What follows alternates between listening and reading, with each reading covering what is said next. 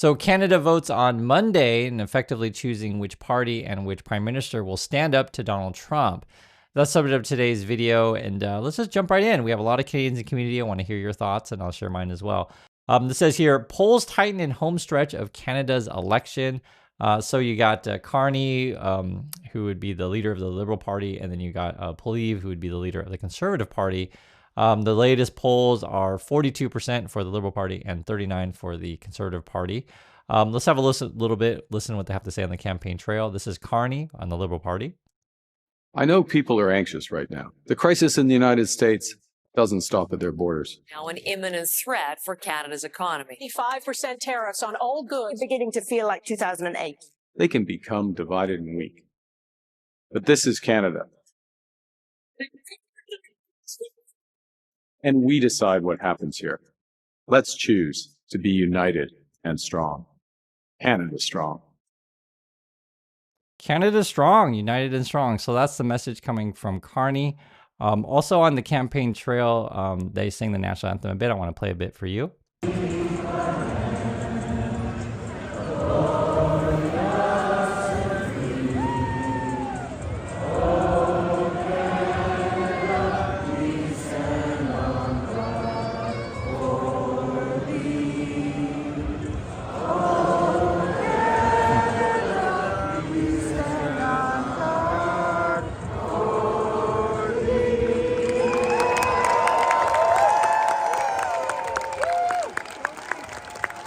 So I have to say, I've always liked the Canada song. I grew up in Portland, Oregon, if you guys don't know, and I used to go to Portland Winterhawk games. So there's a minor league hockey team, and they'd always, did the USA song and then the Canada song, and I always thought the Canada one was much better.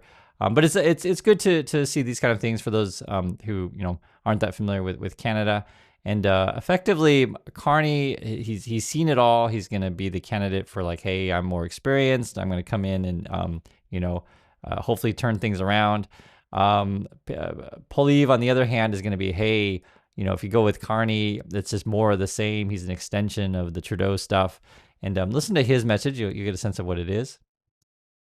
To the struggling single mother who worries how she will feed her kids, hope is on the way. To the 35-year-old still living in mom's basement but dreaming of owning his own place and starting a family, change is on the way. To the seniors choosing between eating and heating.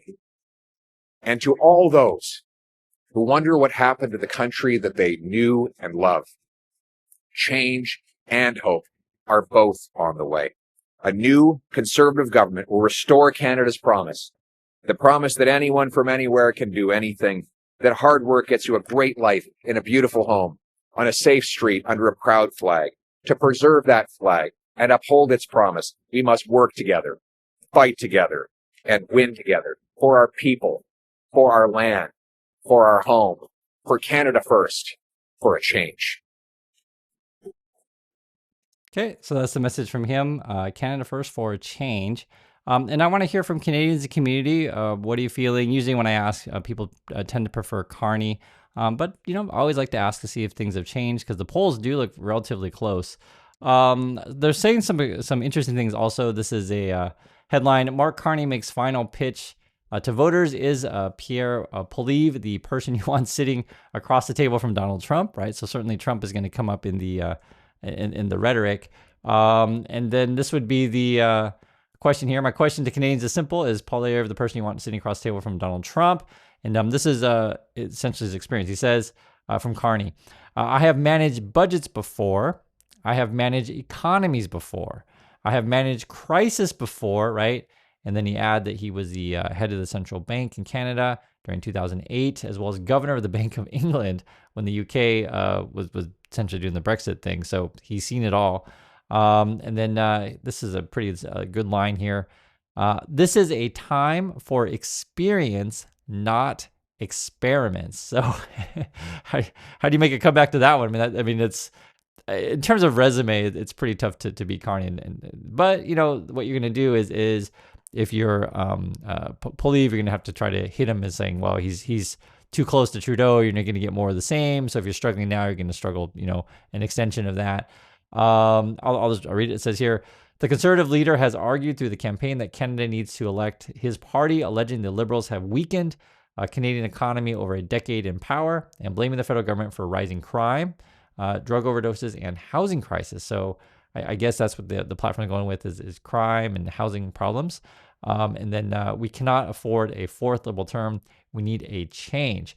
What's interesting is the housing situation. Some of the proposals that Carney are making are quite fascinating, actually. And we're talking about prefab homes.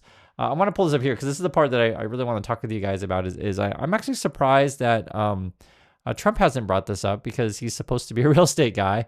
Housing prices are through the roof, so why not any sort of housing proposal or something like that from the supposed real estate guy?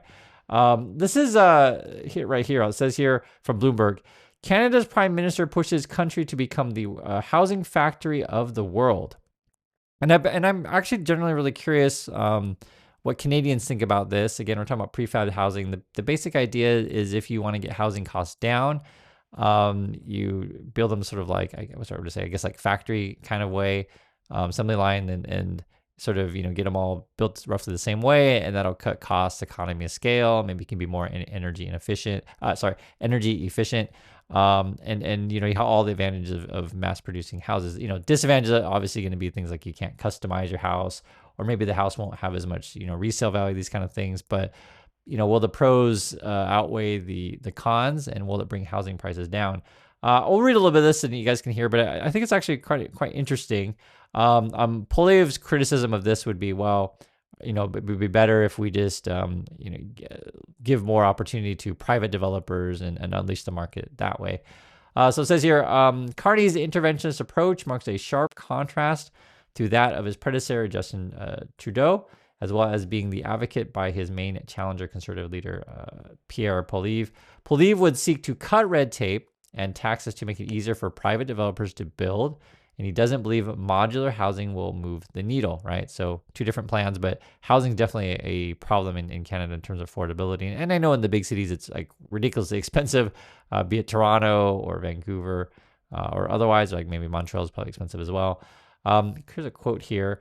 If prefabricated homes were significantly cheaper to build, home builders would already be using them at scale to cut costs and maximize returns. So that's the rebuttal from the Conservatives. The fact is that the cost differences are negligible, hence why massive government intervention is required to get projects off the ground. I think the upfront, financing costs are tough, so it would be hard for a private developer to do prefabricated homes, this way. And obviously, there's going to be winners and losers with this kind of thing, right? So if you're in the business of making these kind of things, obviously you're going to be supporting that. If you're a private developer that doesn't, want to make these kind of houses and there's less profits in it for you, then you wouldn't be supporting it. The housing crisis, though, is a serious problem. We have a similar situation here in Korea. Just real estate is horribly expensive. And this is actually kind of an interesting chart here. And it lists several countries. It says Canada's housing shortage is worse than in many peer countries. And actually the USA is on this chart as well. So this is years of underbuilding have made housing scarce relative to population. And the way you read this chart, it says housing units per 1,000 people. So at least according to this, I guess Spain, France, Germany, they're like in the 500s. Again, housing units per 1,000 people. Japan's at 494, Sweden at 484, Netherlands at 444. And then you got lower on the list, the UK at 433. So I guess there's a problem there in terms of affordable housing. Chances are, right, if the supply is great. Then you got Canada at 427, and USA is actually even below Canada. And so that's why I was thinking about, why don't we ever have discussions on, say, prefab homes in the USA? If we're having a worse, housing shortage, and this would be affordable housing, right? Be it for newlyweds, young people, retired people on fixed incomes. There's any number of reasons why you would want affordable housing. In Asia, it's just different. People live in towers, apartments. Another way you could say it is multifamily housing. So the idea of mass producing a home for efficiency isn't crazy in Asia. Maybe in USA, people, still want a driveway and 2 cars and a couple, garage, like a in my opinion, like an inefficient type of way to live. Because think about this: the more spread out you are, the wiring for electricity and water and all these kind of things. But I understand the disadvantages. Is some people say, well, but Chris, I really want a yard and stuff. I totally understand, guys. I completely get it. I'm just saying it's a different lifestyle in Asia.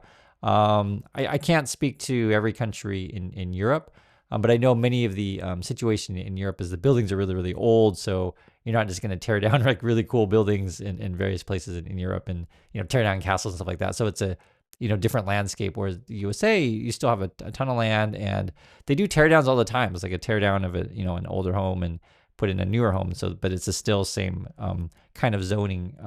And when I was in LA, one of the problems in there was effectively people would always vote down multifamily housing. So there's that. And this is also part of the US culture where it's very car centric, right? So things are really, really far away.